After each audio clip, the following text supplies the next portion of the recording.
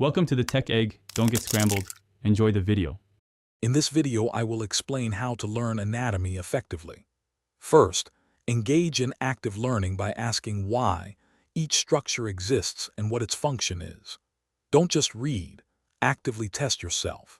For example, after studying a chapter, try to recall key terms and concepts without looking at your notes. Drawing and labeling anatomical diagrams from scratch is a powerful way to reinforce your knowledge and identify gaps in your understanding. This method helps build a strong foundational memory. Next, leverage the power of visual aids.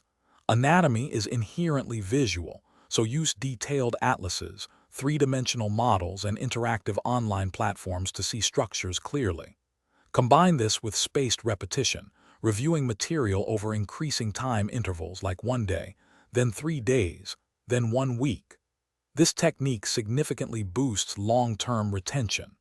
Aim for focused study sessions, perhaps 20 to 30 minutes each, to maximize concentration and prevent burnout. To deepen your understanding, apply what you learn. Think about how anatomical structures function in clinical contexts or everyday movements. For instance, consider how a specific muscle contributes to a common action.